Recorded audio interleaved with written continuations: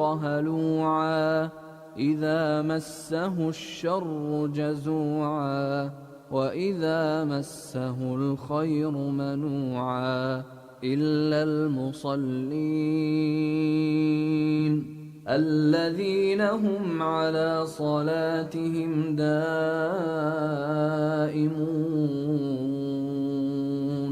والذين في أموالهم حق معلوم للسائل والمحروم والذين يصدقون بيوم الدين والذين هم من عذاب ربهم مشفقون إن عذاب ربهم غير مأمون والذين هم لفروجهم حافظون إلا على أزواجهم أو ما ملكت أيمانهم فإنهم غير ملومين فمن ابتغى وراء ذلك فأولئك هم العادون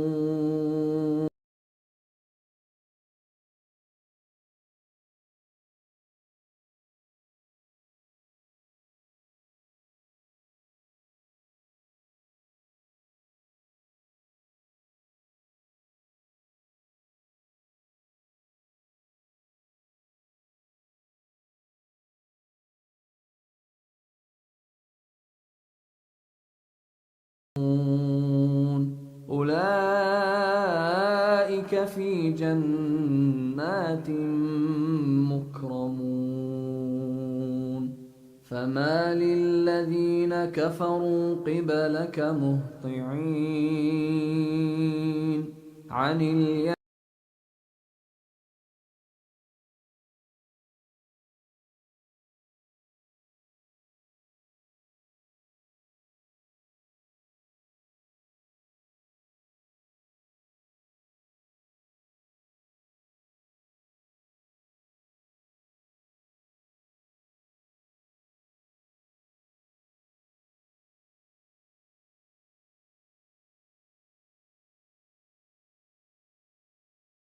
برب المشارق والمغارب إنا لقادرون على أن نبدل خيرا منهم وما نحن بمسبوقين فذرهم يخوضوا ويلعبوا حتى يلاقوا يومهم الذي يوعدون يوم يخرجون من الأجداث سراعا كأنهم إلى نصب يوفضون خاشعة أبصارهم ترهقهم ذلة ذلك اليوم الذي كانوا يوعدون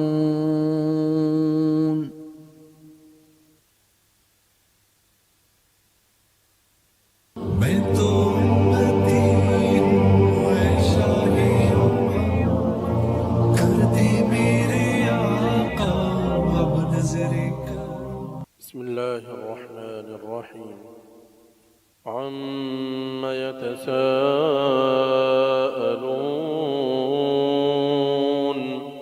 عن النبأ العظيم الذي هم فيه مختلفون كلا سيعلمون ثم كلا سيعلمون ألم نجعل الأرض مهادا والجبال أوتادا وخلقناكم أزواجا وجعلنا نومكم سباتا وجعلنا الليل لباسا وجعلنا النهار معاشا وبنينا فوقكم سبعا شدادا وجعلنا سراجا وهاجا وأنزلنا من المعصرات ماء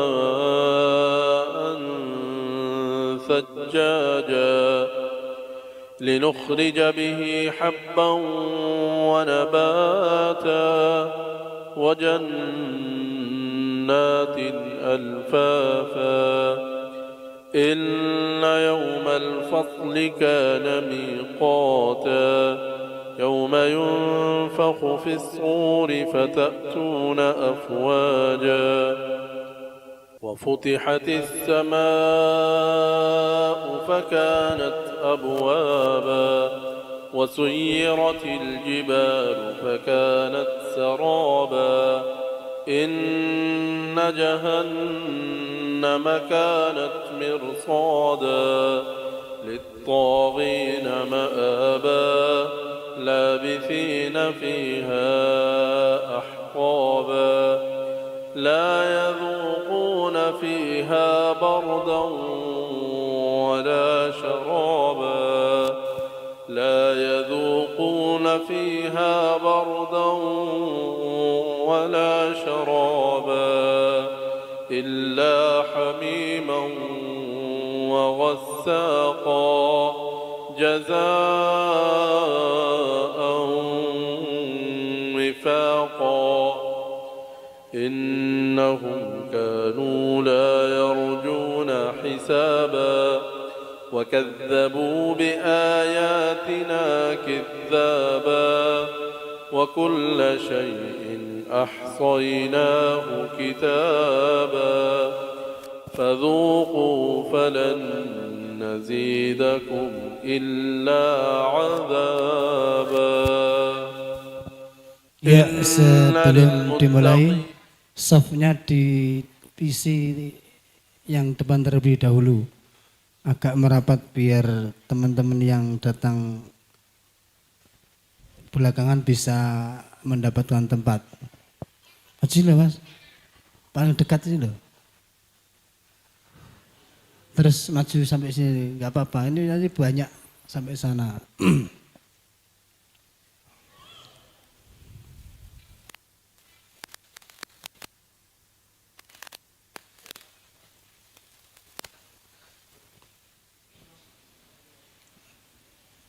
Ini masih ini mas Nasir. Ini nanti masih lagi. Mas Gifari. Masih lagi toh. Ini sampai pol apa-apa. Enggak.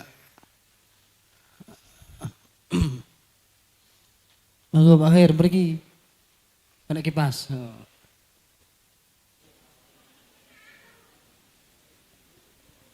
Yang putri sama. Mau juga agak maju dikit lagi.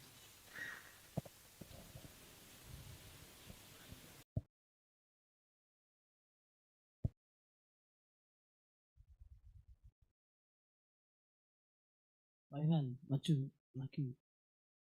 Mas Rahman. Ya.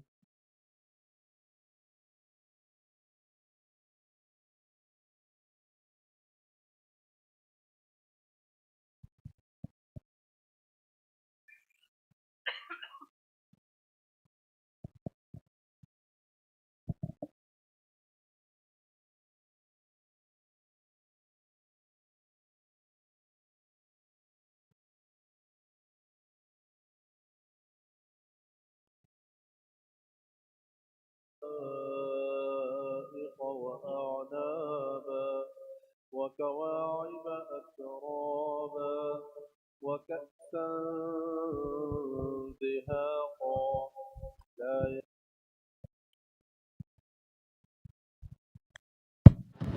Kita mulai. Bismillah. Assalamualaikum warahmatullahi wabarakatuh. Alhamdulillahilladzi arsala rasulahu bil huda wa dinil haqq lidhhirahu 'ala din kullihi wa kafa billahi syahida. Asyhadu an la ilaha illallah wahdahu la syarika lah وأشهد أن محمدا عبده ورسوله لا نبي ورسول بعد أما بعد أوصيكم ونفسي بتقوى الله فقد فاز المتقون حيث قال الله تعالى يا أيها الذين آمنوا اتقوا الله حق تقاته ولا تموتن إلا وأنتم مسلمون. Jemaah sekalian, pertama-tama marilah kita bersyukur kepada Allah Subhanahu wa taala. Di sore hari ini Allah Subhanahu wa taala masih memberikan banyak kenikmatan kepada kita sehingga kita bisa melangkahkan kaki kita untuk mendengarkan bersama-sama kajian pada sore hari ini. Salawat dan salam mudah-mudahan tercurahkan pada junjungan kita Nabi Muhammad sallallahu alaihi wasallam, pada keluarganya, sahabat-sahabat dan orang-orang yang selalu istiqomah menjalankan sunnah-sunnahnya dan melanjutkan perjuangan Rasulullah sallallahu alaihi wasallam hatta yaumil qiyamah. Yang terhormat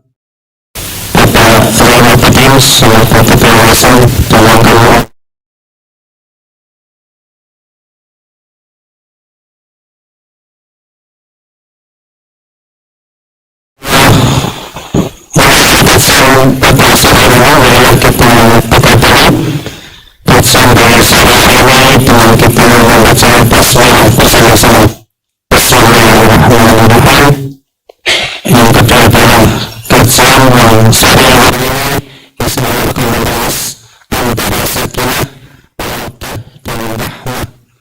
Kepada beserta kembali pada hidangan waktu dan tempat kami persilakan.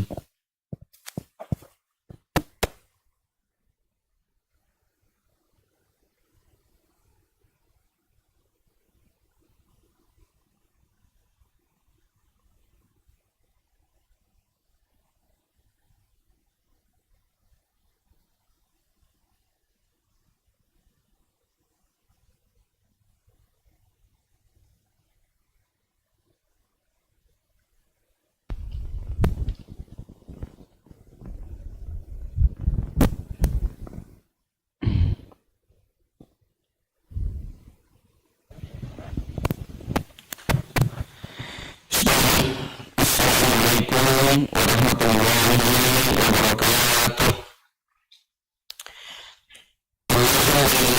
Nahmaduhu wa nasta'inuhu wa nasta'hidihi wa natubu ilayhi wa na'udzu billahi min shururi anfusina wa sayyi'ati a'malina man yahdihillahu fa huwal muhtadi wa man yudlil falan tajida lahu waliyyan mursyida. Asyhadu an la ilaha illallah wahdahu la syarika lah wa asyhadu anna Muhammadan abduhu wa rasuluhu la nabiyya wa la rasula ba'dah.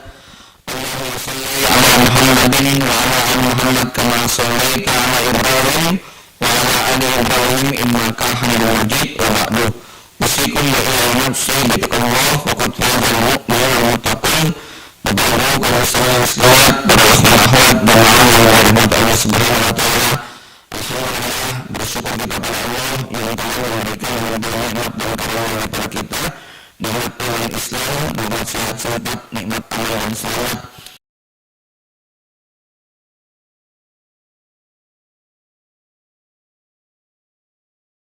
Allah Subhanahu wa taala berikan pada kita banyak rahmat dan kebaikan melalui majelis ini. Salawat dan salam semoga terlimpah curahkan pada baginda Nabi Muhammad sallallahu alaihi wasallam, juga pada keluarga, kerabat, para sahabat dan pengikutnya yang setia sampai kiamat. Mudah-mudahan kita termasuk yang mendapatkan janji syafaatnya di yaumul hisab. Para jamaah yang dirahmati Allah, sore ini seperti yang tadi sudah disampaikan, kita berbincang tentang antara sakinah, mawaddah, warahmah. Sebuah diksi kata yang begitu familiar, sering kita dengar dalam banyak kajian kerumah tanggaan, sering kita baca pada saat membaca surat ulum undangan pernikahan, dan sering kita ucapkan pada saat memberikan doa kepada kedua mempelai. Ya, sebuah kalimat yang secara umum semuanya sangat akrab, tapi boleh jadi secara makna dan hakikat banyak yang bingung. Kenapa? Karena memang artikel konten-konten tentang makna sakinah mawaddah rahmah banyak yang terlalu melebar, banyak yang terlalu meluas, Ya, sampai bingung kepada apa sih bedanya, apa makna yang hakiki di dalamnya. Maka insya Allah pada sore ini kita akan membahas tema tentang 3 diksi ini, 3 kalimat ini, paling tidak dari sumber tafsir klasik yang ini menjadi makna paling dasar. Para Bapak Ibu sekalian, surat Ar-Rum 21 inilah yang memuat kata-kata memiliki 3 makna tadi, ya. Kata-kata sakinah itu dari kalimat litaskunu, sedangkan mawaddah warahmah memang Allah sebut dengan lafadz ya mawaddah dan rahmah itu sendiri, ya. Allah Subhanahu wa taala berfirman, a'udzubillahi minasyaitonirrajim, wa min ayatihi an khalaqalakum min anfusikum azwaja. Di antara tanda-tanda kekuasaan Allah adalah Allah menciptakan untuk kalian pasangan, litaskunu ilaiha, supaya kamu cenderung dan merasa tentram kepadanya. Wa ja'ala bainakum mawaddata warahmah, dan Allah menjadikan di antara kalian rasa kasih dan sayang. Inna fi dzalika laayatil liqaumi yatafakkarun. Sungguh pada yang demikian benar-benar terdapat tanda-tanda kebesaran Allah, tanda-tanda kekuasaan Allah bagi kaum yang mau berpikir. Poin yang pertama, ini ayat termuat pada surat Ar-Rum ayat 21. Ayat 20, 22, 23, 24, 25 semuanya berbicara tentang tanda-tanda kekuasaan Allah, tentang langit dan bumi, tentang penciptaan manusia, perbedaan warna kulit, tentang petir yang menggelegar, hujan yang turun, dan tanda-tanda kekuasaan yang lain.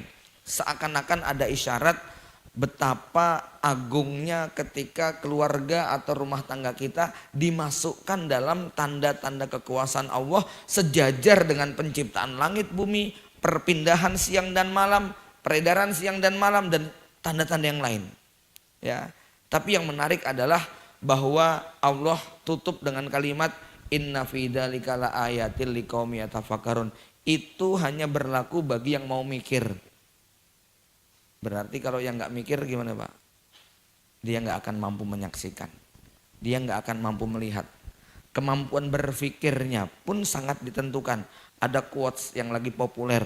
Quote-nya pahlawan Tangerang, Pak Khalid namanya, gitu ya. Ya. Sosok nelayan kampung yang lagi viral dengan quotes-quotesnya yang sangat berkelas menurut saya. Di mana salah satu statement beliau yang menyekak para buzzer undangan itu adalah berpikirnya seseorang itu sangat ditentukan dari motivasi dia. Kalau motivasinya adalah kesementaraan, pasti hasilnya akan keruh. Tetapi kalau motivasinya adalah keabadian, maka hasilnya akan jernih. Ya. Orang-orang yang tidak menyadari ada keabadian, ada janji surga, ada kehidupan akhirat, maka kemampuan berpikirnya pasti akan kotor dan rusak. Ya. Tapi kalau mereka mampu melihat yang lebih jauh, sisi yang lebih abadi, bahwa kehidupan di dunia cuma sementara, dia akan menemukan pendapat, ide dan gagasan yang sangat cemerlang. Ya. Apa contoh yang paling real dalam konteks rumah tangga? Kita lihat masyarakat barat. Masyarakat barat yang tidak mengenal konsep keabadian akhirat, masyarakat yang hanya menilai sesuatu berdasarkan materi dan kepentingan sementara, maka pandangan mereka terhadap rumah tangga beda dengan orang-orang beriman. Ya, saya sudah pernah ceritakan bagaimana Jerman termasuk negeri yang sedang mengalami krisis demografi. 30 tahun ke depan mereka nggak mau menyelesaikan, generasi mudanya habis, yang tersisa tinggal yang tua-tua, mereka tidak mau berumah tangga, kecuali setelah usianya melewati batas ambang, toh ketika berumah tangga nggak pengen punya anak atau nggak pengen punya banyak anak dan keturunan. Ya, maka dari mulai kami turun di bandara, masuk ke mall, makan di restoran atau di kafe mereka, itu yang jaga mbah-mbah semua. Seusia-usia jenengan umur 55, 60 itu masih jaga kafe gitu ya. Indonesia nggak laku mbah-mbah kok jadi pelayan kafe ya. Tapi di sana tuh fakta. Ya, kita tuh kalau masuk bandara kan isinya anak-anak muda yang sigap-sigap. Sana orang-orang rambut putih beruban, gitu kan. Krisis mereka. Kenapa? Bagi mereka rumah tangga itu beban. Bagi mereka rumah tangga itu problem. Bagi mereka anak itu biaya. Ya, maka mereka malas nikah. Mendingan kumpul kebo. Mendingan mereka zina. Ya, nggak ada ikatan. Ya. Ketika mereka pun akhirnya memilih untuk menikah, mereka punya konsep child free, bebas dari anak. Karena anak itu adalah biaya, anak itu adalah beban. Maka di taman-taman yang kami kunjungi, jalan-jalan yang kita lewati, yang kita lihat mereka bukan menuntun anak, bukan menggendong bayi, tapi mereka menuntun anjing-anjing kesayangan mereka, gitu kan? Ya, ini mereka lakukan demikian. Kenapa? Bawa anjing nggak ribet, nggak tantrum, nggak ngosek, nggak minta jajan, gitu ya. Nggak seperti kalau kita bawa anak kecil waktu acaraan, gitu ya.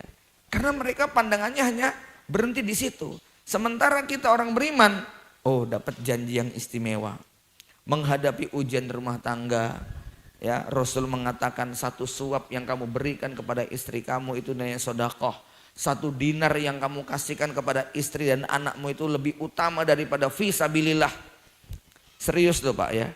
Itu Nabi mengatakan 1 dinar yang kau berikan untuk keluargamu itu lebih baik daripada 1 dinar yang engkau berikan fisabilillah. Kalau kita mau konversikan dalam bentuk krus lainnya, 1 dinar itu misalnya setara dengan 2 jam. Kira-kira begini ya. 2 jam waktu yang kau berikan buat istri anakmu lebih utama daripada 2 jam nongkrong ngopi sama teman-temanmu. Itu loh. Itu nek waktu. Ya, kebersamaan kita kepada bersama mereka. Kalau itu nanti adalah harta, itu juga demikian. Kalau itu adalah tenaga yang kita berikan untuk beres-beres, bantu-bantu mereka di rumah, itu bisa lebih utama daripada mungkin kita kerja bakti di kampung. Dalam situasi tertentu ya Pak. Enggak berlaku secara mutlak gitu ya. Karena kalau dimutlakan nanti nggak ada yang mau infak ke Palestina gitu loh. Ya, oh lebih utama ngasih anak istri gitu ya. Jadi, nah saya hanya ingin menekankan tentang betapa kalau kita itu cara pandangnya sempit, maka kita akan melihat problem-problem keluarga, rumah tangga, ya itu nilainya cuma beban. Tapi bagi yang memiliki cara pandang keabadian, Masya Allah, bagaimana janji Rasulullah kepada orang tua yang sabar dengan anak-anaknya, anak-anak itu akan menjadi benteng dari api neraka. Bagaimana suami yang sabar dengan omelan istrinya, nggak dia lampiaskan kemarahannya, dia akan dipersilahkan untuk memilih bidadari tercantik di surga manapun yang dia suka. Ini membuat seseorang itu akan sabar, ini cuman sementara, sabar, ini nggak lama, ya. Nah, kalau kita nggak punya pandangan yang bersifat keabadian, maka ini kalimat ini menarik ketika Allah menyebutkan inna fi dzalika laayatin liqaumin yatafakkarun. Sekaligus untuk selalu mengingatkan kepada para suami khususnya supaya jangan pernah berhenti untuk berpikir. Ya. Karena memang ini pekerjaan yang paling berat itu adalah terus mau mikir, ya. Jemaah yang dirahmati Allah. Nah, mari kita coba luangkan waktu untuk berpikir apa makna daripada 3 kalimat yang Allah sebutkan. Pertama, Allah mengkaitkan nikah itu dengan sakinah. Ya. Jadi khalaqalakum min anfusikum azwaja litaskunu. Seakan-akan nikah dengan sakinah itu satu paket, khalaqa. Ya, dan ini yang dijelaskan para ulama bahwa makna daripada nikah itu adalah al-wat'u, hubungan badan. Maka kata-kata litaskunu itu tafsirnya adalah litajma'aha. Tujuan menikah apa? Supaya kamu menggaulinya. Kenapa? Dengan kamu gauli, maka akan muncul rasa tenang. Suami yang tak mampu menggauli istrinya pasti gelisah, ya, resah. Dia akan galau, dia nggak bisa mendapatkan ketenangan. Ya. Kenapa kok kata-kata sakinah itu sangat identik dengan kata-kata menggauli? Karena ini memang makna asal. Misalnya Nabi mengatakan kepada seorang suami yang istrinya haid, kata Rasulullah apa? If'alu kulla syai'in nikah. silahkan kamu berbuat apapun terhadap istrimu kecuali satu, nikah. Maksudnya nikah apa? Menggauli. Ya, makanya dalam Islam itu Bapak Ibu sekalian, kalau kita buka kitab-kitab fikih Syafi'i khususnya, kita akan temukan kewajiban istri kepada suami setelah akad cuman satu, melayani ranjang. Udah itu toh. Nyapu, enggak, bukan ya. Nyuci, jemur, nyetrika, beres-beres, masak, gawe ke wedang, goreng ke gedang. Itu bukan kewajiban. Itu bukan sama sekali, nggak ada dalilnya begitu. Itu adalah tradisi yang baik dan harus dilestarikan. Itu loh ya. Iya. Nggak ada dalilnya kok. Siapa yang nggak nyuciin baju suaminya maka dia akan dimasukkan dalam neraka. Siapa yang nggak nyiapkan masakan buat suaminya maka dia akan dilaknat malaikat dan seterusnya. Tapi yang ada bunyi apa? Idza da'ar rajulu imra'atahu ila firashihi, kalau ada suami mengajak istrinya ke atas ranjang fa'abat antaji'a, lalu dia menolak, enggan, fabata ghadbana 'alaiha, lalu suami muring, ngamuk kepada dia, nesu, marah sama istrinya, la'anat hal malaika hatta tusbiha, malaikat akan melaknat dia sampai subuh. Gitu ya. Sehingga kalau ada seorang istri ketika mau nikah, ditawarin nikah, ngomong gini, Mas, aku mau nikah sama kamu, tapi dengan syarat nggak mau nyuciin baju kamu, serah ke laundry semuanya, sah nikahnya. Itu loh ya.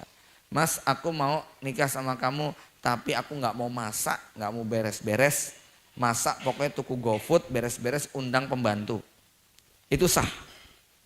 Itu loh ya. Tapi kalau ada seorang perempuan ngomong gini, Mas, aku mau nikah sama kamu tapi jangan harap tidur seranjang kapanpun. Sah mboten? Enggak sah. Itu loh ya. Itu bukan nikah namanya, ya. Makanya dalam Islam seorang laki-laki bujangan kalau berzina hukumannya apa, Pak? Cambuk 100 kali. Kalau sudah beristri hukumannya apa? Rajam sampai mati. Lah sekarang ada anak muda nikah belum sempat menggauli istrinya kok zina, hukumannya apa? Dia nikah belum menggauli istrinya kok malah zina dengan perempuan lain, hukumannya apa? Cambuk 100 kali. Kenapa? Karena hakikat nikah bukan cuman akad. Hakikatnya adalah melakukan hubungan badan. Maka kata-kata nikah dengan sakinah disatukan dengan kalimat kholaqo. Tetapi untuk mawaddah warahmah Allah menggunakan kata-kata ja'ala. Nah ini hikmahnya sangat luar biasa ya. Jadi banyak orang yang menikah itu dapat sakinah tapi belum tentu dapat mawaddah warahmah. Walaupun ada ulama lain yang mengatakan juga di situ kata-kata li taskunu artinya harus diusahakan, harus dilakukan. Itu dari sisi lain benar. Artinya apa? Ada orang yang menikah nggak dapat sakinah. Ya sejatinya dia nggak nikah gitu loh. Sejatinya dia tidak nikah. Ya. Tapi ada. Mbok ya nggak usah grogi. Wes nikah orang Mas? Oh mula no. Ya. Ya menjaluk gitu ya. Ya, pernah nonton video kalau ada orang mau ngelamar ke rumah terus kopinya tumpah tandanya lamarannya diterima? Nah, itu loh ya. Jadi kalau kopinya nggak tumpah, wah ditolak. Nah, ini tumpah diterima, ya. Baik jamaah yang dirahmati Allah Subhanahu Wa Taala, ojo dibully terus-terusan Pak, melas. Ya. Jadi tadi ya. Kita ambil pendapat yang paling simpel bahwa sakinah artinya hubungan badan. Ini tugas yang paling utama. Maka dalam Islam hukuman istri yang menolak amalan ini termasuk nusyus, gitu ya, durhaka. Ya. Kemudian Allah mengatakan wa ja'ala bainakum. Ja'ala itu apa bedanya kholaqa dengan ja'ala? Nah, kalau santri mesti ngerti. Kholaqa itu menciptakan dari yang tidak ada menjadi ada. Sedangkan ja'ala itu membuat dari yang sudah ada dalam bentuk yang lain. Kita nggak bisa menciptakan beras, tapi kita bisa membuat beras jadi nasi uduk, kebuli, nasi goreng dan sebagainya. Ya, maka di sini Allah menyebutkan waja'ala bainakum, seakan-akan apa? Bahwa yang namanya mawaddah dan rahmah gak bisa otomatis, harus diusahakan. Nanti di bagian akhir saya akan ceritakan mekanismenya kenapa bisa terwujud yang namanya mawaddah warahmah. Bagaimana itu bisa terjadi? Karena memang dia tidak bisa datang dengan sendirinya. Dia harus ada aspek dan unsur yang membuat datangnya, berseminya perasaan mawaddah warahmah. Ya, dan nanti satu bagian lagi yang paling pokok, kenapa dalam Islam, dalam rumah tangga Allah nggak pernah menyebut kata-kata mahabbah. Padahal dalam yang lain Allah sebutkan innallaha yuhibbut tawwabin, innallaha yuhibbul mutatahhirin, innallaha yuhibbu apalagi muttaqin. Itu kata-kata cinta itu ada. Tapi kenapa dalam rumah tangga kok nggak perlu cinta? Nanti nggak usah kaget kalau ada saya sampaikan mencintai istri itu nggak wajib. Tapi jangan salah paham dulu ya. Belum selesai penjelasannya ya. Bapak Ibu yang dirahmati Allah Subhanahu wa taala. Baik, kita masuk pada bagian yang kedua. Bagian yang pertama mudah-mudahan bisa dipahami dengan baik. Jadi litaskunu artinya engkau menggaulinya. Kenapa? Karena dengan menggaulinya akan muncul perasaan tenang, perasaan damai. Kalau tidak bisa melakukan, yang muncul adalah kegelisahan. Bapak-bapak nggak perlu dijelaskan, sudah bisa menghayati ya dengan baik ya. Ya perempuan juga demikian. Untuk perempuan ada batas minimal yaitu 4 bulan.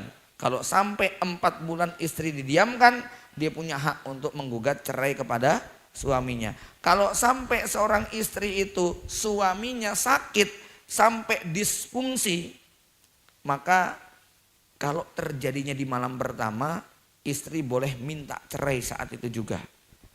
Tapi kalau di tengah perjalanan rumah tangga, suaminya kecelakaan, lalu kemudian tulangnya patah, lalu kemudian tidak berfungsi, maka Umar bin Khattab ngasih waktu 1 tahun untuk berobat. 1 tahun berobat kok kemudian gak ada perubahan, istri punya hak minta cerai. Dan Anda sebagai laki-laki, naudzubillah, kalau terjadi harus kesatria. Itu haknya istri. Gak boleh dikatakan wah kamu gitu ya, gak setia, setelah aku tak berdaya kau tinggalkan aku. Gak boleh, bukan gak boleh ya, itu gak kesatria, itu haknya istri. Begitu loh ya. Walaupun nanti ada cerita unik yang harus antum tahu kenapa ada orang yang punya kemampuan untuk bertahan. Ini makna daripada mawaddah warahmah nantinya ya. Baik jamaah sekalian, masuk kepada bagian potongan yang kedua, waja'ala bainakum mawaddah warahmah.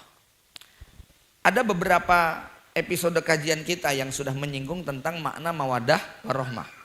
Mawaddah itu cinta istri kepada suami, rahmah itu cinta suami kepada istri kalau ditinjau dari subjeknya. Ya. Mawaddah itu cinta dari yang kecil kepada yang besar, dari bawahan kepada atasan. Sedangkan rahmah itu cinta dari yang besar kepada yang kecil. Cinta dari atasan kepada bawahan. Ya. Cinta dari yang tinggi kepada yang rendah. Kenapa? Karena memang motif yang membuat rasa mawaddah dengan rahmah itu beda-beda. Ya. Apa perbedaannya? Mawaddah itu rasa cinta yang muncul karena objek yang dicintai memiliki kelebihan. Sehingga kita mencintai karena ngarep-ngarep sesuatu. Orang miskin seneng sama yang kaya, main kecipratan. Maaf, orang rakyat jelata seneng sama penguasa, mendapatkan sesuatu. Ya, Anda mendekati seseorang yang punya kelebihan, pinter begini supaya dapat ilmu. Ya. Nah, jadi mawaddah itu adalah rasa cinta yang motifnya karena objek yang dicintai memiliki sejumlah kelebihan yang dia berharap kelebihan itu dia bisa merasakan. Ya. Ini adalah cinta mawaddah. Ya. Kemudian rahmah itu cinta yang muncul karena empati. Karena kasihan, ya, Karena memang kita bisa mencintai seseorang karena kasihan. Kita bisa melakukan sesuatu karena kasihan. Contoh Anda ngeliat pengemis yang kelaparan. Yang membuat Anda mengasihi kepada dia itu bukan mawadah. Tapi apa? Rohmah. Karena Anda gak ngarep apa-apa pada pengemis tadi. Jadi rohmah itu adalah rasa cinta yang motifnya karena empati dan karena kasihan. Maka pada titik ini ya bisa cinta suami kepada istri itu adalah rohmah dan cinta istri kepada suami itu mawadah, itu bisa salah. Salahnya di mana? Ya, boleh jadi yang terjadi kebalik. Ya, boleh jadi ya istri mencintai suaminya tuh karena kasihan. Begitu juga seorang suami mencintai istrinya karena ngarep-ngarep sesuatu pada istrinya, itu juga ada.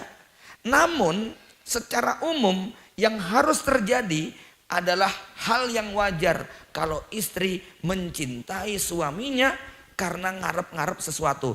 Ketika dia tidak ngarep, ketika yang dia arep-arep nggak ada, lalu dia tidak punya rasa cinta, itu sah. Contohnya begini, ya, seorang istri dia dinikahi ngarep-ngarep pengen dinafkahi, gitu ya, pengen dinafkahi. Ternyata nggak dinafkahi, pengen dilindungi, ternyata nggak dilindungi. Maka pada titik itu seorang istri boleh minta cerai. Karena apa? Hak dia tidak terpenuhi. Tetapi seorang suami, bahwa istrinya baik, soleha, cantik, dengan segala kelebihan, dia boleh menceraikan, boleh tidak menceraikan. Sebagaimana seorang istri yang dia itu durhaka ataupun istrinya itu penuh dengan kekurangan, dia juga boleh bersabar untuk tidak menceraikan. Ya, karena dia punya alternatif yang lain. Kalau perempuan nggak bisa, perempuan pilihannya hanya satu suami, sehingga ketika dia tidak mendapatkan apa yang dia inginkan dari suaminya, nafkah dan hak-haknya, di dalam Islam dia punya hak untuk minta cerai. Sementara kalau laki-laki nggak demikian, bahwa istrinya punya kelebihan, bahwa istrinya punya berbagai macam semuanya lah, dia sah untuk menceraikan. Kalau istri nggak boleh minta cerai kepada suaminya, karena padahal suaminya itu apa? Tidak pernah berbuat dolim, nggak pernah menyakiti, memenuhi semua haknya. Secara hukum dia terkena pasal ayyumam ro'atin tolabat min zaujiha tolakon fi ghairi mabaksin faharamun alaiha raihatul jannah. Perempuan yang minta cerai kepada suaminya tanpa alasan haram masuk surga. Itu kena pasal itu. Tapi kalau laki-laki, bahwa istrinya baiknya kayak apapun, boleh kok dicerai. Begitu ya. Contoh di zaman sahabat banyak sekali yang begini. Ya. Tapi juga istrinya seburuk apapun, boleh nggak dicerai. Gitu. Kenapa? Karena inilah rohmahnya seorang suami. Ya. Baik. Saya kerucutkan lagi maknanya. Ya. Tadi dilihat dari sisi apa? Pelakunya. Sehingga dulu mungkin Bapak Ibu masih ingat, cinta istri kepada suami itu cinta karena, sedangkan cinta suami kepada istri cinta walaupun. Walaupun itu biasanya enak nggak Pak? Berat ya. Walaupun itu biasanya nggak enak. Ya.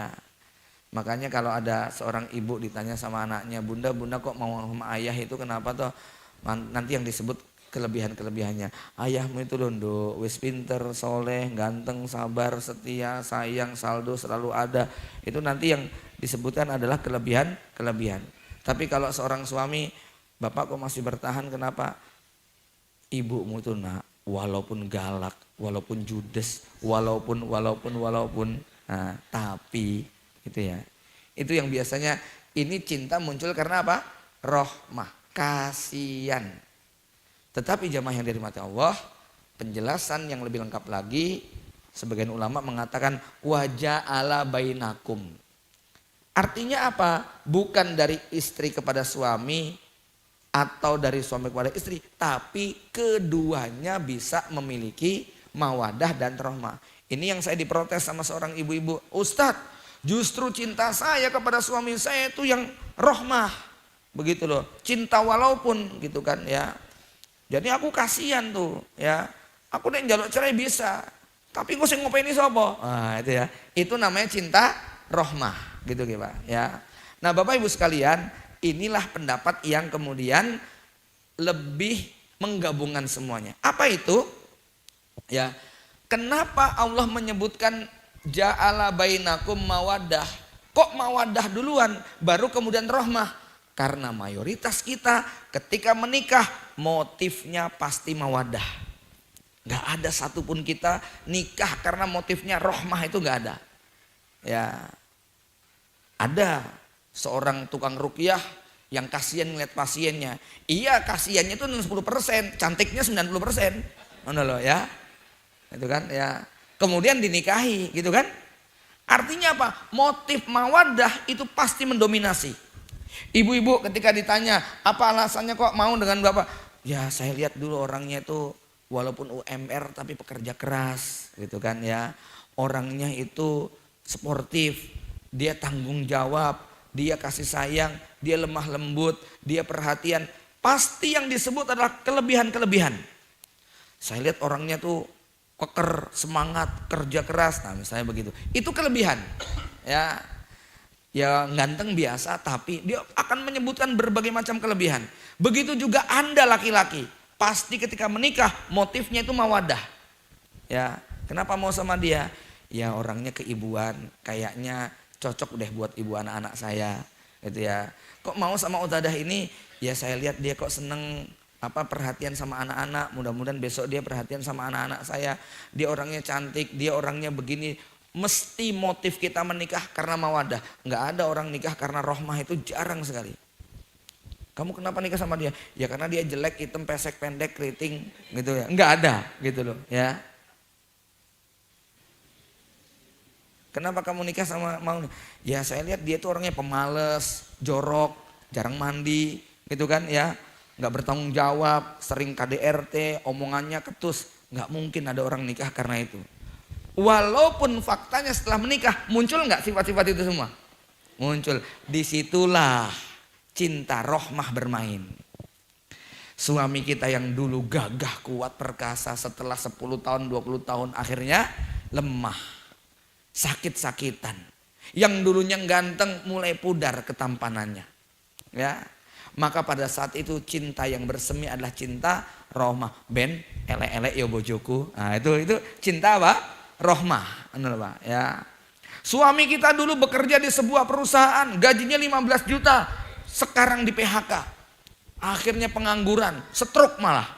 Ya. Istri dengan cinta rahmahnya, dia copot cincinnya, dia lepas gelangnya, dia ambil anting-antingnya, dijual untuk kontrakan, untuk makan hari-hari. Itu cinta rahmah, gitu loh ya. Walaupun suaminya terbaring di atas ranjang, sudah nggak bisa berbuat apa, ya bagaimanapun dia adalah ayah anak-anakku. Ya, bagaimanapun dia adalah orang yang dulu begitu serius memperjuangkanku. Itu namanya cinta rahmah. Jenengan juga begitu. Istri jenengan yang dulu di awal pernikahan begitu kelihatan mempesona, mulai kelihatan watak dasarnya. Ya, mulai kelihatan sifat aslinya. Wah, mulai kelihatan marah-marah. Ya, dan banyak perubahan, Pak. Dulu waktu kita nikahi 48, sekarang 84, gitu kan? Ya, ya tetap harus cinta. Ya bagaimanapun tuh ibu dari anak-anakku, bagaimanapun dia yang telah memberikan bayi, memberikan anak-anak untukku, bagaimanapun dia yang telah memasakkan aku, dan seterusnya. Maka apa? Yang muncul adalah cinta rahmah. Jadi nomor satu itu mawadah dulu, ya baru kemudian rahmah. Kalau sampai Allah tidak memberikan kita cinta rahmah, Masya Allah, kita terus nggak toleransi dengan kekurangan, kelemahan, keterbatasan, rusaklah rumah tangga. Gitu ya.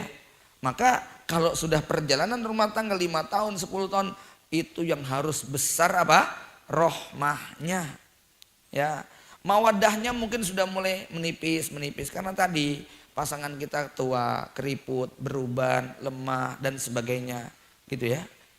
Ya, udah bedalah dengan waktu 20 tahun yang silam gitu loh, Pak. Ya. Pesonanya itu sudah mulai memudar, pesona fisiknya. Nanti penting tentang pesona jiwanya, karena manusia itu adalah jiwa, gitu ya. Jamaah yang dirahmati Allah, jadi ini wajah ala bainakum mawaddatan warahmah. Pertanyaannya, ya, bagaimana kita bisa memelihara rasa rahmah kepada pasangan kita? Bagaimana rasa rahmah itu bisa muncul? Ya, Bagaimana mawaddah ini tetap tumbuh dan bagaimana rahmah itu tetap berkembang. Saya beri ilustrasi ya tentang bagaimana perasaan rahmah itu bisa muncul. Kalau Anda ketemu dua pengemis, yang satu pengemisnya tatoan, begitu dikasih uang dipakai buat beli rokok, bahkan buat beli miras, ya dipakai buat judi. Yang satunya adalah seorang pengemis yang menggendong anak balitanya, ketika kemudian mendapat uang mengucapkan terima kasih, mudah-mudahan rezeki panjenengan lancar, mudah-mudahan dilipat gandakan Allah Subhanahu wa taala, mudah-mudahan rezeki ini berkah buat kami doakan keluarga jenengan dan sebagainya. Pertanyaannya, Anda kasihan sama pengemis yang mana? Yang pertama atau yang kedua? Yang kedua ya. Kenapa? Dia punya respon yang membuat rasa rahmah kita muncul. Sementara pengemis yang pertama, pada saat kita kasih, lah kok malah dibuat judi, kok dipakai buat miras, kok dipakai buat rokok, kok dipakai buat foya-foya. Maka rasa kasihan kita, walaupun dia kelaparan, harusnya kita mengasihani, tapi rasa kasihan itu bisa hilang.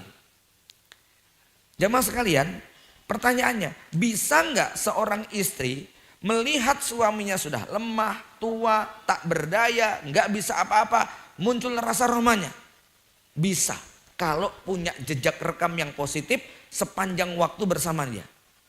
Ya, tadi misalnya Anda di awal menikah menunjukkan sikap memuliakan, memberikan harta terbaik yang bisa Anda usahakan, melindungi, menyayangi, mencintai dan sebagainya. Ya, itu Anda berikan. Maka ketika itu sudah nggak mampu Anda berikan karena sakit, karena stroke, karena di PHK dan sebagainya, tetap rasa ya dulu perjuangan suamiku tuh luar biasa. Sekarang Allah uji kayak gini. Si istri akan muncul kasihan kepada suaminya. Tapi nek dari awal nikah istri mengalami KDRT. Dari awal nikah istri mengalami kekerasan, mengalami penyiksaan, nggak dinasti nafkah. Kemudian kata-kata suaminya begitu kotor dan kasar, sering diumpat, sering dibully, sering direndahkan, sering dihinakan. Ya, suami hari-hari isinya itu adalah keburukan. Suatu saat dengar suaminya kecelakaan, tabrakan, stroke, kira-kira gimana? Ya, alhamdulillah, ben mati rapopo, ya. Kenapa? Karena hari-harinya seperti itu, Bapak Ibu sekalian. Begitu juga seorang suami yang dia mendapati dari awal pernikahan kata-kata perendahan, peremehan, tidak ada penghargaan. Ya, mana tiap hari kerjanya ngomel-ngomel, marah-marah, merendahkan suaminya, menganggap nggak berguna, menganggap nggak ada nilai dan harganya. Aku nyesel nikah dengan kamu dan seterusnya. Tiap hari kalimat itu yang Anda dengarkan, ya, aku minta cerai mas. Ya sudahlah, lepas saja itu. Nggak ada rasa kasihan lagi, begitu kan? Ya, atau dia misalnya kena musibah, kecelakaan, sudah nggak ada rasa cinta lagi tuh. Ya, artinya apa jamaah sekalian? Kalau kita pengen nanti mendapatkan rahmah di akhir hayat kita yang melemah. Kalau kita masih pengen dicintai sama pasangan kita, ketika kita sudah tidak memiliki daya tarik mawaddah, maka dari sekarang kita harus apa? Harus menabung kebaikan-kebaikan yang meniscayakan pasangan kita mengenang kebaikan itu sehingga bunga-bunga rahmah itu tetap muncul. Gitu loh. Bisa dipahami ya? Ya, Anda akan tetap dihargai sebagai suami. Anda akan tetap dicintai sebagai istri. Ketika pesona mawaddah itu telah hilang atau pudar, tetapi jejak rekam selama bersama Anda itu yang membuat pasangan kita masih tumbuh rasa rahmahnya. Tapi kalau kemudian yang terjadi itu adalah perilaku-perilaku yang membuat rahmah itu kemudian hilang, ya jangan heran ketika sang suami misalnya stroke, kemudian wis ben bapak mengurus dewe, ya ibumu sudah terlalu kenyang mengalami kekerasan ya selama nikah sama bapakmu, ya. Tapi ya kalau seandainya dalam perjalanan pernikahan ini seorang suami betul-betul tulus, kita lihat ya ada seorang istri, nah ini yang saya katakan.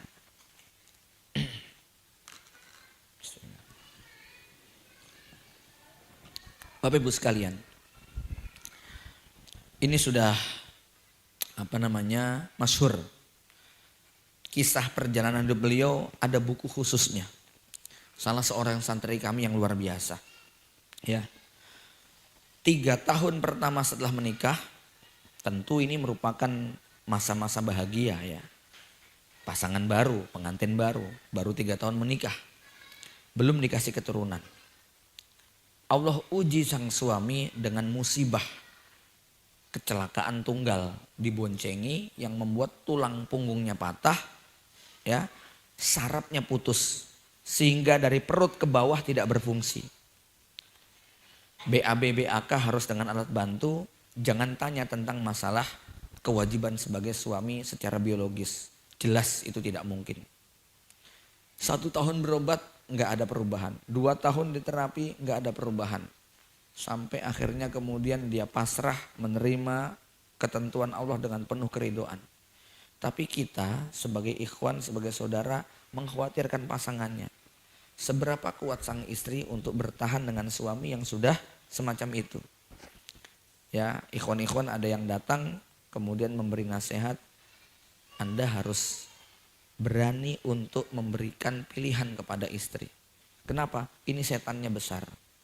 Kalau sampai istri tergoda untuk durhaka, lalu dia melakukan hal-hal yang tidak sepantasnya, disebabkan karena Anda, maka Anda juga bisa menjadi penyebab durhakanya dia. Sang suami paham bahwa ini kewajiban yang tidak bisa dia tunaikan. Tetapi karena sang suami ini sosok orang yang benar-benar luar biasa. Mental baja, iman dan keyakinannya luar biasa. Wala nuzaki ala ahad, tapi itu yang kita saksikan. Ketika sang suami mengatakan, "Dek, kamu tahu bahwa aku tidak bisa menunaikan kewajibanku. Ya. Kamu tahu bahwa aku seperti ini.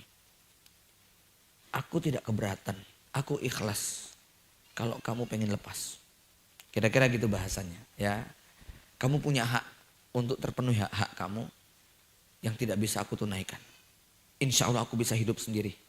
Ya, dia hanya di kursi roda, terus usaha cari nafkah sana sini dan sebagainya. Dia mandiri, tidak mau minta-minta kepada orang lain. Nah, melihat suami dengan gigih semacam ini, apa jawaban istri? Dia mengatakan, "Mas, sejak musibah ini terjadi, aku sudah menanamkan dalam keyakinanku bahwa surgaku bukan merawat anak, tapi merawat suami." Bismillah. Kejadian ini sudah 17 tahun. Peristiwanya terjadi pada jam 8 malam, tanggal 8 bulan Agustus tahun 2008. Sekarang sudah 2025. 17 tahun, Pak.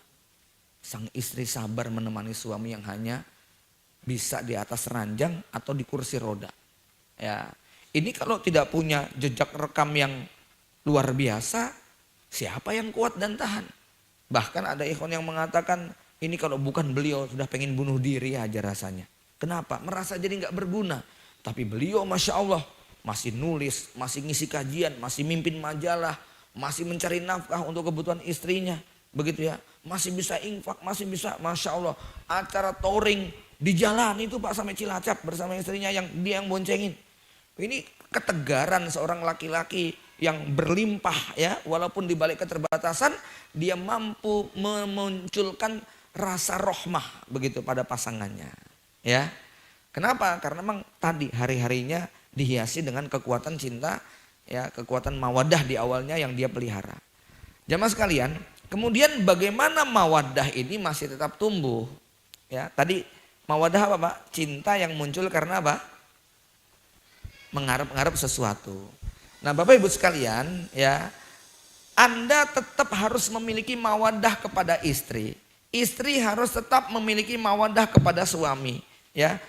Dan keduanya harus mengusahakan bagaimana mawaddah itu tetap tumbuh walaupun tidak sekualitas di awal pernikahan. Bagaimana caranya? Ya, tentu dengan cara merawat dan memeliharanya. Logikanya bagaimana? Saya kasih pertanyaan sederhana. Pak, jenengan seneng sama yang cantik apa yang jelek? Cantik. Seneng sama yang bersih, rapi, wangi apa yang kemproh, jorok? Bersih, rapi, wangi. Seneng sama yang senyum ramah atau sama yang cemberut marah? Pasti seneng sama yang senyum ramah. Seneng sama yang masakannya enak apa masakannya nggak karu-karuan? senang sama yang masakannya. Cinta itu akan tumbuh pada semua sifat-sifat kebaikan. Dia akan mendekat kepada sifat baik. Yang rapi, yang wangi, yang bersih, yang disiplin, yang enak, yang ada duitnya, yang tanggung jawab, yang perhatian, yang penyayang. Dan dia akan menjauh, lari dari yang jorok, yang kotor, yang bau, yang gak ada duitnya, yang gak bertanggung jawab, yang pokoknya negatif semuanya.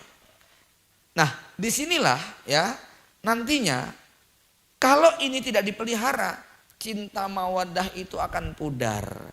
Dulu sebelum menikah si perempuan rajin dandan, setelah menikah asal-asalan, maka nanti rasa itu akan berpindah, gitu ya. Dulu suami ketika di awal menikah ya begitu semangat kerja keras, begitu tahu istrinya, loh jubule kowe entuk warisan akeh to Mi, gitu ya. Terus suaminya jadi malas kerja. Wis toh ngapain nyambut gawe yang duitmu je akeh kok. Kira-kira si istri tambah cinta atau tambah sebel? Sebel begitu kan. Karena memang cinta akan mendekat kepada sifat-sifat yang baik. Ya. Ngelihat suaminya bau kecut dengan ngelihat suaminya ganteng rapi, seneng dengan yang ganteng rapi, begitu kan ya. Ini sehingga apa?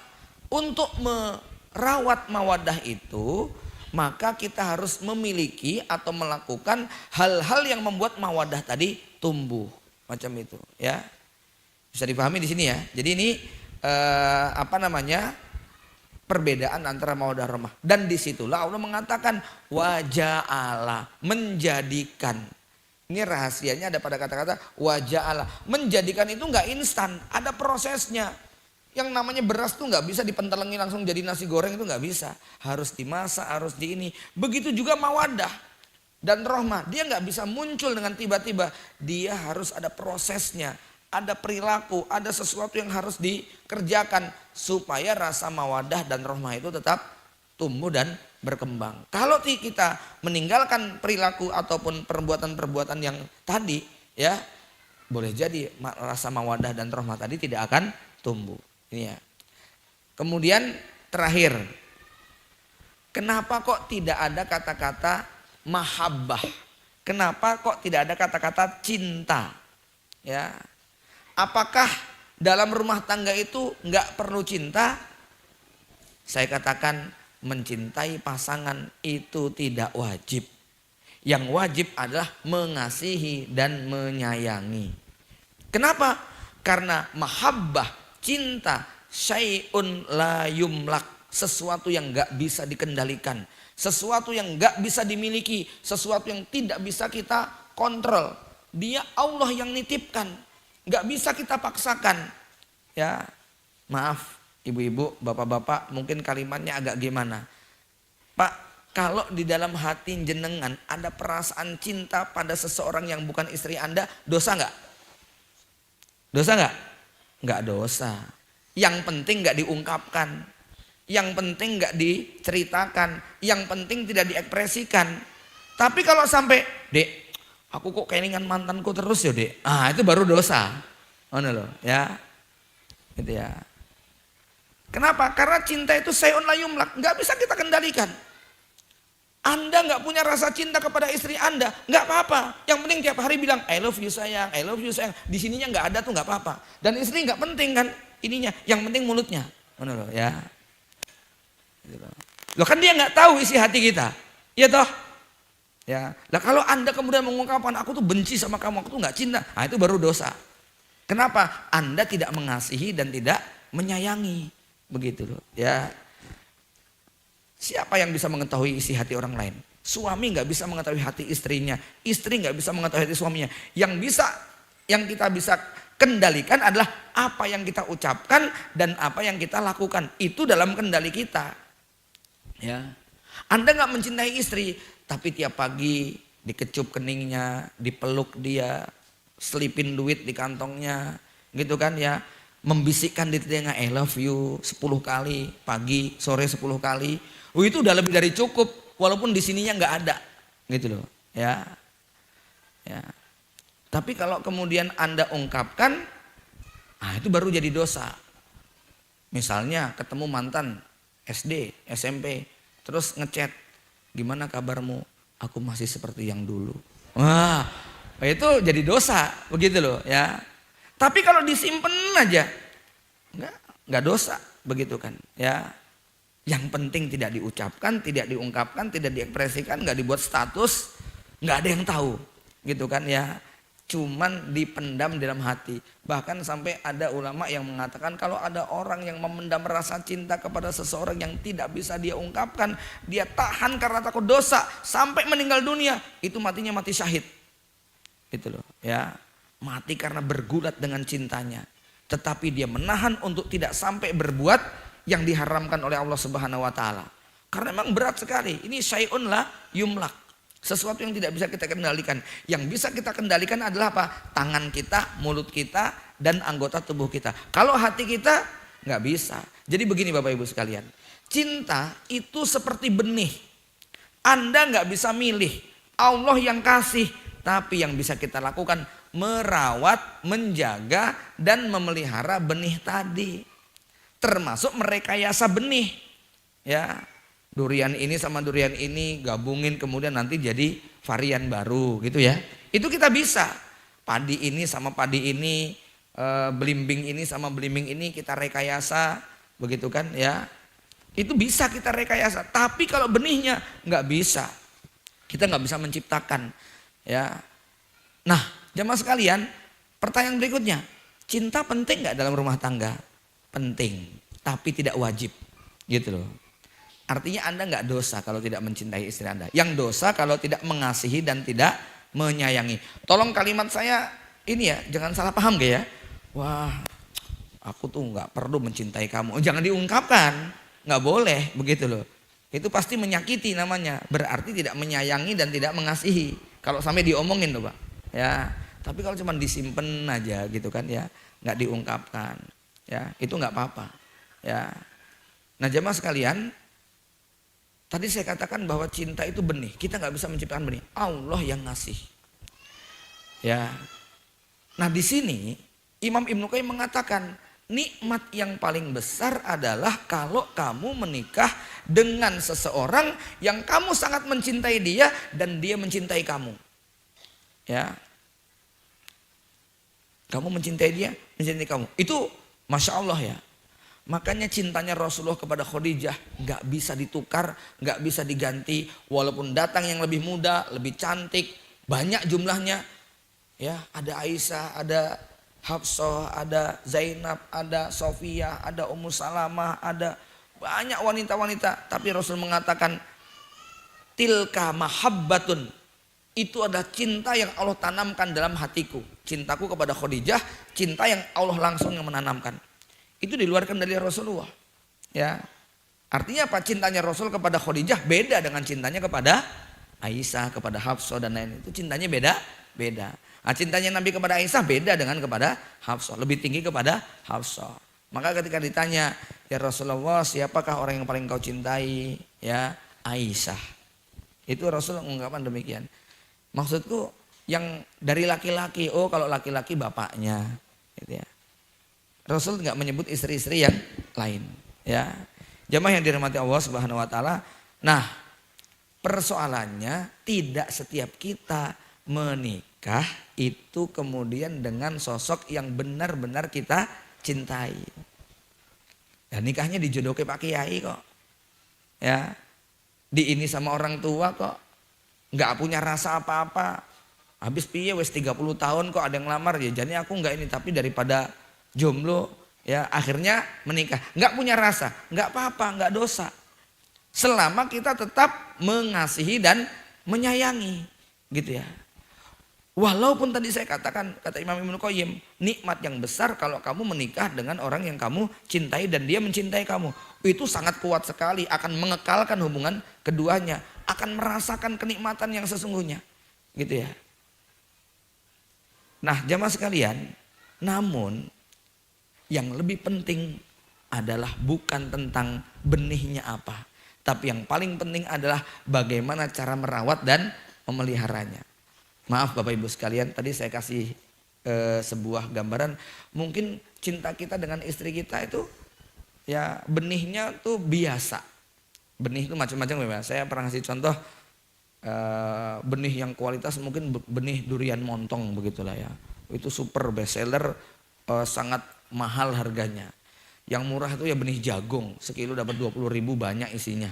Ya, mungkin maaf cinta kita dengan istri kita tuh kualitasnya kayak benih jagung. Tapi kita sungguh-sungguh mengasihi dan menyayangi. Kita sungguh-sungguh merawat, menyiram, menjaga, menyinari, melindungi sampai akhirnya kebun jagung kita berhektar-hektar. Ya, kita bisa panen begitu banyak, dari hasil panennya itu kita bisa beli rumah, beli mobil, beli sawah, beli macam-macam karena seriusnya kita merawat benih ini. Seorang suami begitu serius merawat cintanya kepada sang istri, dikasihi, disayangi walaupun cintanya kecil, ya. Tetapi lahir dari dia anak keturunan yang banyak, soleh dan soleha, berkualitas, istrinya jadi orang yang terpandang di masyarakat, anak-anaknya juga menjadi teladan. Nah, ini keseriusan walaupun ini adalah mungkin dulu awal nikah benihnya benih biasa, gitu loh Pak. Sebaliknya ada pasutri yang menikah waktu nikah rela sehidup semati, waktu pacaran itu sampai bertahun-tahun, tapi setelah itu nggak mampu merawat, ya akhirnya busuk.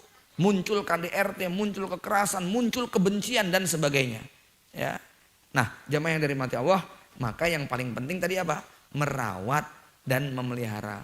Walaupun akan sangat menyenangkan. Wis durian montong berhektar-hektar panen raya. Wah, itu nyenengin banget itu, Pak. Ya. Ya. Orang akan kagum ya, ngelihat kebun durian berkualitas, panennya kok satu buah 10 kilo, 15 kilo itu wah. Artinya ya itu mungkin cintanya Rasulullah kepada Khadijah tuh kayak begitu. Wanita paling berkah, wanita paling dicintai, gak bisa dikalahkan dengan wanita-wanita yang lainnya. Ya, maka jamaah yang dari mati Allah nih, ibu-ibu kalau nanya sama suaminya, Mas kamu cinta kepadaku gak sih? Pak, bohongin aja Pak. I love you banget, full begitu loh ya. Boleh itu Pak. Ya, dan harus kayak begitu gitu loh. Gak boleh jujur-jujur amat gitu loh. Aku jani wis renek rasa karo kowe. Enggak boleh kayak gitu. Ya, malah dosa nih kayak gitu, ya. Itu berarti Anda tidak mengasihi dan tidak menyayangi. Wallahu alam bisawab. Demikian mudah-mudahan manfaat. Assalamualaikum warahmatullahi wabarakatuh.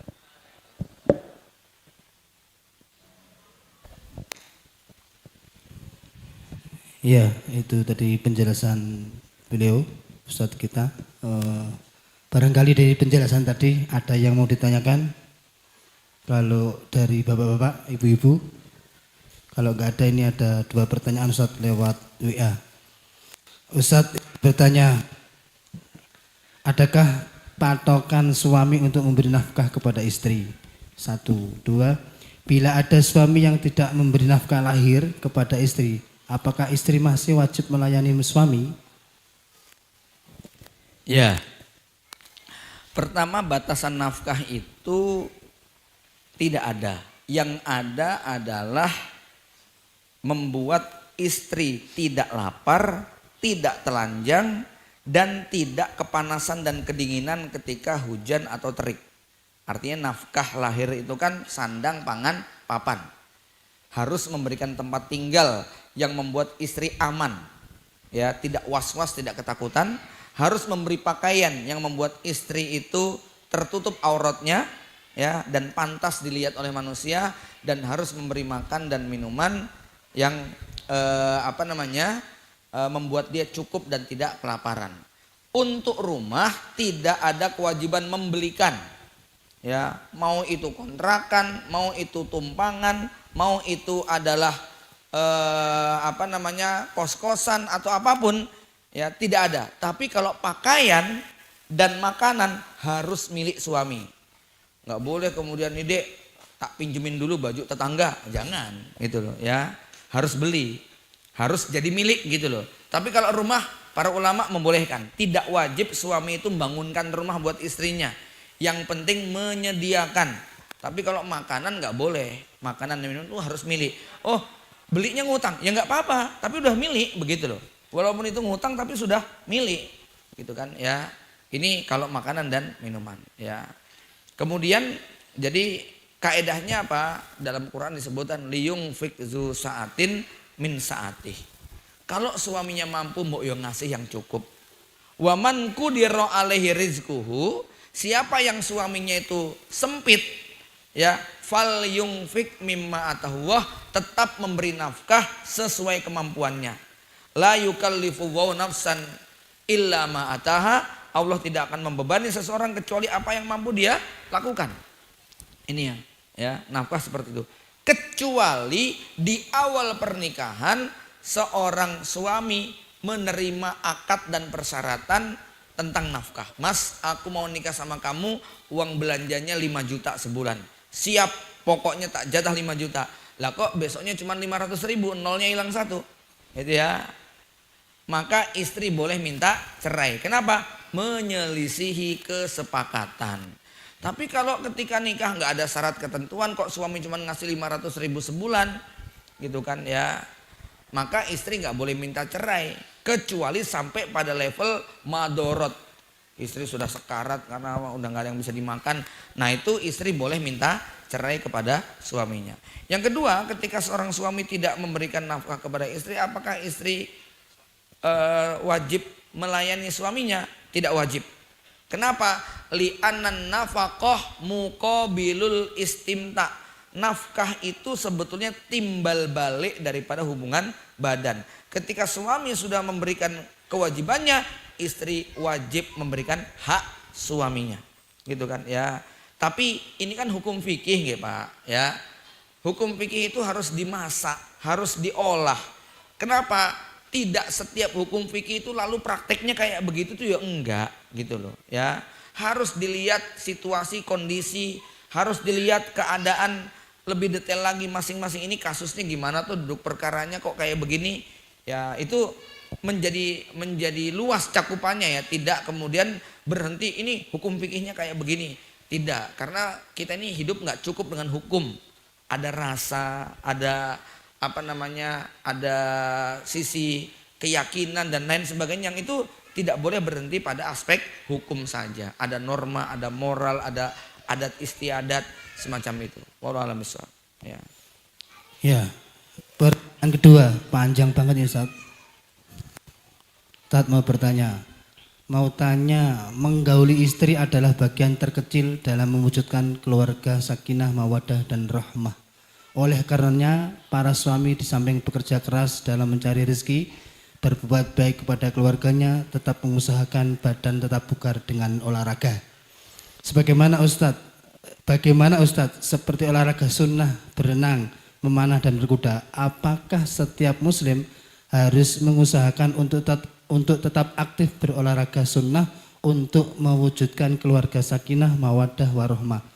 Apakah hikmah tersebut buat kita? Di dalam sunnah ada kejayaan.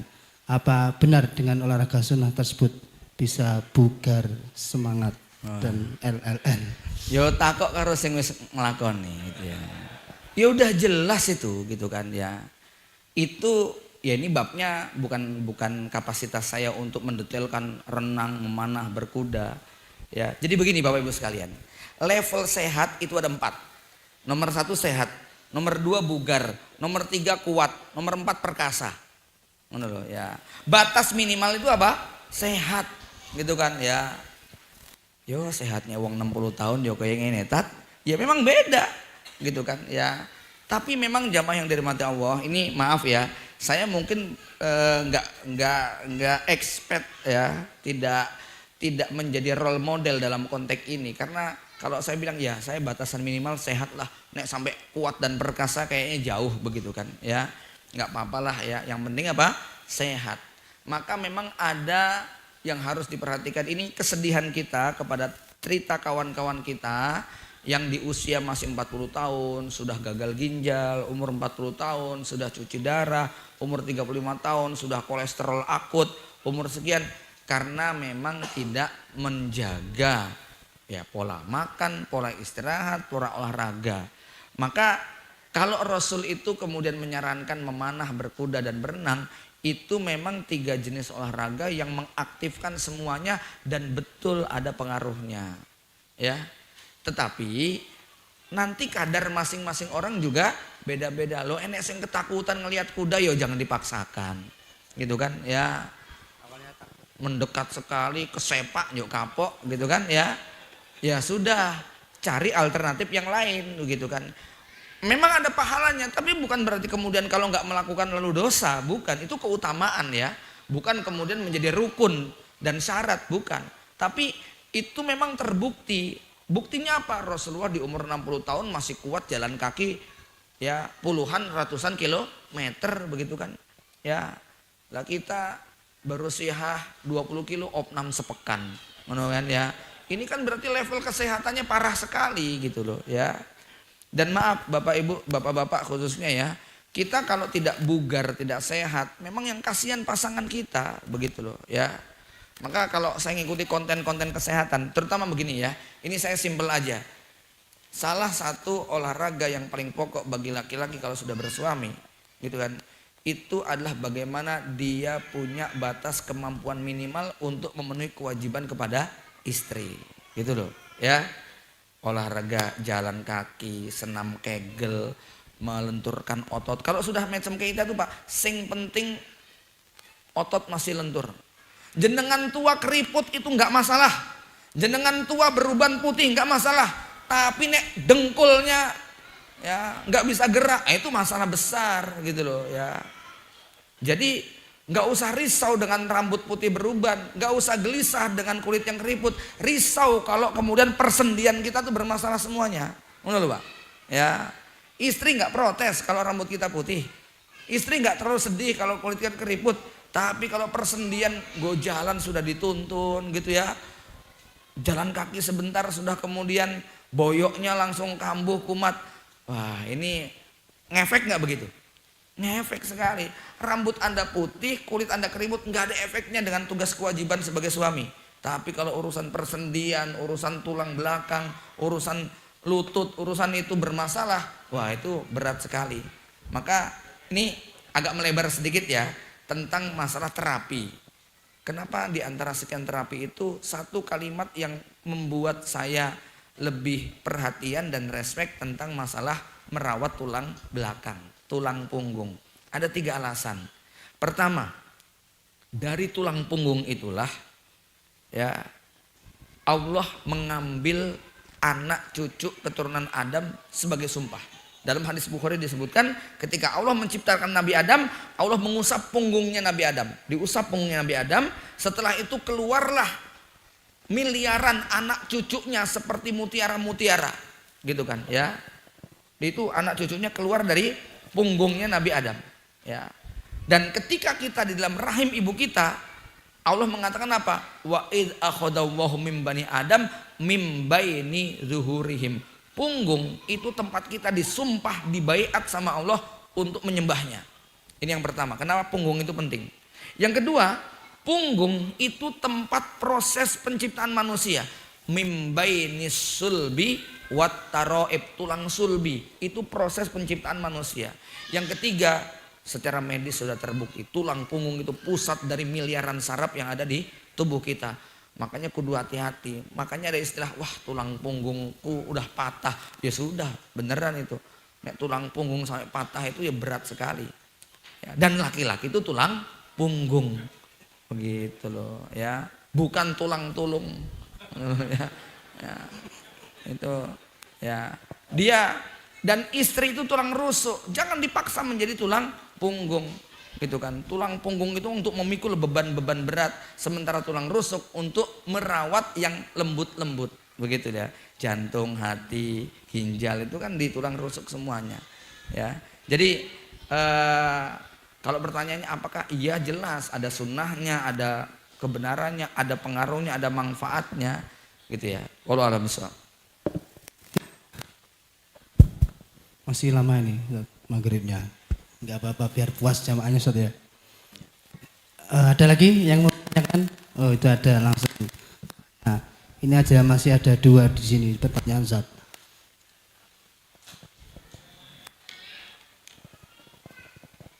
Assalamualaikum warahmatullahi wabarakatuh. Waalaikumsalam warahmatullahi wabarakatuh. To the point Ustaz. Jadi tadi menjelaskan tentang mawaddah warahmah, kemudian masalah cinta.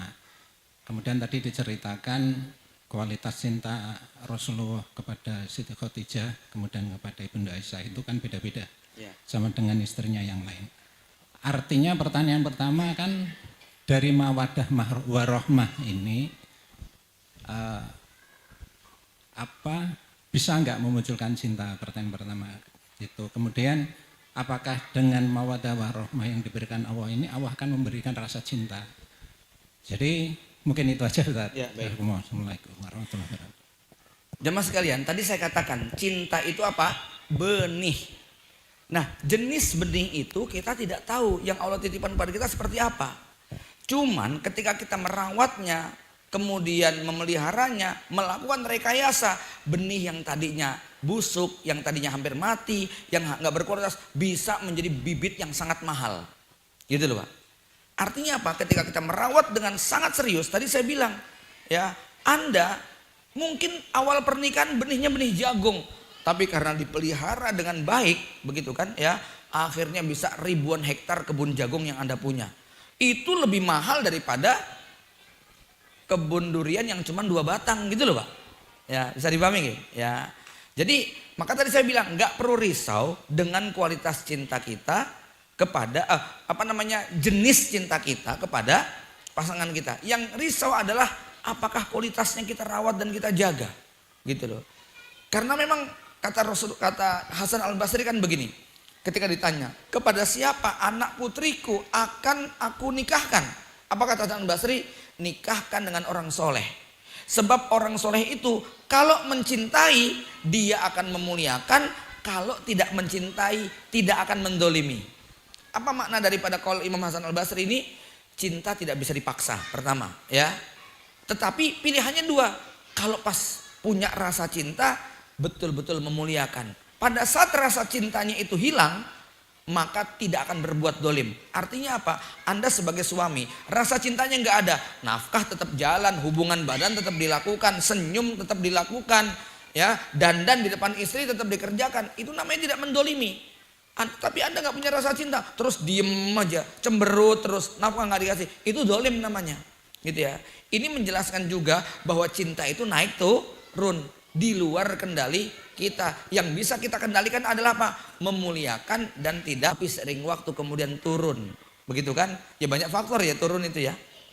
Ya, setelah ngaji jadi malah turun. Wah ternyata bojoku kok kualitasnya itu nggak masuk dalam kriteria solehah. Gitu kan ya, speknya kok mirip-mirip durhaka ya, gitu ya. Ya, rasa cintanya jadi apa? Turun, begitu kan ya. Kok sekarang setelah saya ngaji, saya pengen cinta akhirat, istri saya kok makin cinta dunia ya, gitu loh ya. Anda bisa turun itu kualitas cintanya, gitu loh Pak. Nggak apa-apa, yang penting tidak mendolimi, gitu kan. Yang penting tetap mengasihi dan menyayangi, karena apa? Itu yang ada dalam kendali kita. Nah, kalau pertanyaan jenengan demikian, saya akan jawab dengan satu kisah seorang laki-laki yang aktivitas hariannya ini sudah mbah-mbah, udah tua sekali. Tetapi aktivitas harian apa? Tiap hari selalu bolak-balik dari rumah dia ke kuburan istrinya. Pagi, sore, sampai ada seorang anak muda mendekati dan heran lalu bertanya, "Kek, saya lihat kakek itu tiap hari bolak-balik ke kuburan. Ya, sebenarnya siapa yang kakek jenguk itu siapa?" Ya, itu istri kakek. Iya.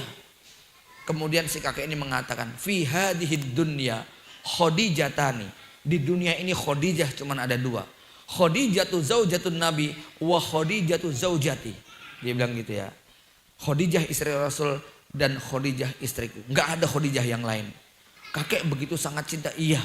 Cintaku nggak akan tergantikan dengan dia. Kek, apakah istri kakek itu sangat cantik sekali? Oh enggak. Justru di awal pernikahan dulu saya ragu untuk melanjutkan.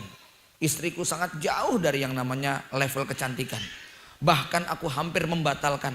Tapi ketika aku mau membatalkan, aku kemudian berpikir, "Nek, aku batalkan, terus yang mau nikahi dia itu siapa?" Gitu kan ya. Nggak mungkin ada laki-laki yang mau sama dia. Karena standar speknya itu jauh sekali. Tapi aku sudah bertekad dan akhirnya aku menikah dengan dia. Setelah aku menikahi dia, aku betul-betul mendapatkan rasa cinta yang tidak mungkin aku dapatkan dari yang lain. Kenapa? dari awal menikah sampai sekarang dan dia meninggal dunia, tidak pernah sekalipun istriku membantah omonganku. Istriku selalu mentaati apapun perintahku, tidak pernah sekalipun menolak dan tidak pernah membantah apa yang aku inginkan. Maka sejak saat itu aku meyakini tidak akan pernah ada wanita seperti istriku. Dan gak akan sanggup untuk berbuat seperti dia. Maka aku tidak pernah berpikir lagi dengan wanita lain. Begitu ya. Nah ini tadinya gak punya rasa suka menjadi apa? Suka. Tadinya itu benihnya itu apa ya? Ya gitulah Pak. Setelah direkayasa menjadi bibit berkualitas. Menjadi varian terkini yang diminati dan dicari banyak orang. Gitu loh Pak. Ya. Kan benih itu kan kadang musim-musiman ya Pak ya. Populernya kan musim-musiman gitu loh ya. Nah kalau kita mampu merawat dan merekayasa benih tadi, itu bisa menjadi sesuatu yang sangat mahal dan berkualitas. Demikian. Ya begitu. Satu lagi Ustaz. Saya pernah baca artikel bahwa mahabbah itu selalu terkait dengan Allah. Mahabbatullah. Sedangkan mahabbah termasuk apalagi mahabbah selain pasangan, jelas itu salah. Hadis yang tentang itu disembunyikan seperti mati syahid adalah lemah, karena jihad adalah sesuatu yang tinggi dan mulia, tidak mungkin disertakan dengan cinta yang tidak pada tempatnya. Bagaimana ini Ustaz? Ya, maka tadi saya katakan ada yang mengatakan memang hadisnya lemah, tapi ulama menyebutkan demikian gitu loh. Ya, bukan karena hadisnya sahih, karena memang beratnya menahan rasa cinta. Dia lebih mendahulukan cinta kepada Allah, sehingga dia tidak melampiaskan rasa cintanya kepada manusia dengan jalan yang haram. Ini pertama. Yang kedua, mahabbah dikaitkan dengan Allah, karena kalau sampai nggak cinta kepada Allah haram dan dosa. Tapi kalau nggak cinta kepada manusia nggak dosa, gitu loh. Bisa dipahami ya? Makanya adanya mahabbatullah, dan itu wajib hukumnya. Nek antum sampai nggak punya rasa cinta kepada Allah, haram dan dosa. Tapi kalau antum nggak cinta kepada istri, nggak dosa. Allah nggak akan membebani kita itu. Ya, yang penting tadi kita mawaddah warahmah. Ini rahasia kenapa tidak ada kata-kata mahabbah dalam rumah tangga. Karena kita tetap bisa berumah tangga tanpa mahabbah. Yang penting ada mawaddah warahmah. Tapi kalau antum interaksi dengan Allah kok nggak punya mahabbah, nggak punya rasa cinta, wah itu azab dunia akhirat itu nantinya. Gitu. Maka harus punya rasa cinta. Walladzina amanu asyaddu hubban lillah. Orang beriman itu cintanya banget dengan Allah. Demikian ya. Masih satu lagi Tat. Satu lagi udah ya, ini cukup loh ya. Jangan guyang-guyang antum lagi. Jika menikah membuat pintu rezeki. Ini pada setuju gak nih? Menikah membuat pintu rezeki terbuka. Kenapa banyak orang yang berpisah karena ekonomi? Ini quotes hari ini ya. Ini kode galau ininya.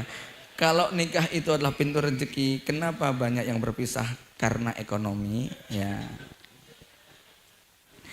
Itu dua hal yang hada fi wadin wa hada fi wadin. Ya, ini di lembah dan ini di lembah yang satu. Ya. Jadi begini ikhwanifiddin, kaedah apapun yang dibuat manusia, bahkan kaedah yang Allah tetapkan kepada manusia, selalu ada pengecualian di dalamnya. Serius loh Pak. Ya, bahkan kaedah yang Allah buat selalu ada pengecualian. Gitu loh. Contoh, Allah mengatakan, jadi kalau tadi nikah pintu rezeki, ada nggak yang nikah terus bangkrut? Ada kok, begitu loh. Ya, ada nggak yang nggak nikah terus kaya? Ada kok. Ini untuk menunjukkan tentang adanya pengecualian. Tetapi kaidah itu diambil secara umum, bahwa orang itu habis nikah rata-rata itu rezekinya nambah. Antum periksa ustadz-ustadz di pondok yang bujangan, yang jomblo, 4 tahun, 5 tahun, 6 tahun jadi ustadz pesantren. Itu asetnya cuma lemari 1, bantal 1, selimut 1. Mana loh? Sama ustadz bujangan yang baru 1 tahun tugas terus nikah, besok langsung punya ranjang, kasur, lemari, gelas selusin, piring selusin, setrikaan, rice cooker. Itu loh hadiah pengantin, gitu kan ya. Langsung kayak mendadak, mana loh Pak? Ya. Itu kaedah umumnya begitu, gitu kan ya. Kaedah umumnya begitu. Tetapi tadi saya bilang bahwa kaedah apapun pengecualian selalu ada. Ketika Allah mengatakan at-thayyibatu lit-thayyibin, at-thayyibuna lit-thayyibat, yang baik dapat yang baik, yang cakep dapat yang cakep, begitu ya. Thayyibin, thayyibat lit-thayyibin. Ada nggak yang soleh dapat yang durhaka? Ada. Ada. Ada nggak yang jelek dapat yang cantik? Ada, gitu kan ya. Jadi ini untuk menunjukkan apa? Innallaha ala kulli syai'in qadir. Allah Maha Kuasa untuk menetapkan dan tidak boleh digugat, begitu loh ya. Jadi kalau pertanyaannya, kalau itu pintu rezeki kenapa yang bisa karena ekonomi? Ya pintunya sempit masalahnya gitu loh ya. Ya. Pintu rezekinya sempit. Itu pintu juga, cuman kecil gitu kan ya. Ya. Kemudian orang bisa karena ekonomi. Loh, buktinya ada yang tetap setia sampai mati walaupun miskin. Artinya apa? Ya, itu adalah begini ya. Hidup itu, Pak, makin kesini makin random, nggak bisa kemudian kalau begini begitu, kalau begitu begini. Itu sudah nggak ini banget gitu loh ya. Terlalu banyak aspek faktor yang kemudian menyebabkan ya seseorang jadi begini dan jadi begitu. Nggak kemudian gara-gara satu-satunya gara-gara ekonomi. Ya memang ekonomi pemicu, KDRT pemicu dan sebagainya. Tapi nah ini pertanyaan-pertanyaan begini nih kita akan mudah untuk menikmati dan bisa menjawabnya kalau kita belajar yang namanya logical fallacy. Di antara yaitu logika-logika cacat, cara berpikir yang nggak benar, membuat kesimpulan dari analisa yang nggak tepat begitu ya. Nanti hasilnya bisa ya semacam itu gitu Pak. Ya, wallahu a'lam bishawab. Ya, itu jawabannya. Jika mereka membuka pintu rezeki, kenapa banyak yang cerai karena ekonomi? Tadi jawaban yang panjang sekali. Tapi saya boleh memberi jawaban dikit ya, Ta? Jawabannya adalah sebesar apa pintu rezeki terbuka jika menutup rapat pintu syukur. Nah, ya. Jadi begitu. Alhamdulillah kajian saudara ini kita cukupkan. Sudah banyak panjang lebar sekali penyampaian dan pertanyaan banyak sekali ya, karena memang waktunya maghribnya ini sedikit mundur banyak sehingga bisa beberapa pertanyaan yang bisa dijawab oleh Ustaz tadi. Kita tutup dan jazakumullah khairan atas kehadiran Bapak Ibu semuanya. Marilah kita tutup pertemuan kajian di sore hari dengan membaca hamdalah dan doa kafaratul majlis. Alhamdulillahirabbil alamin.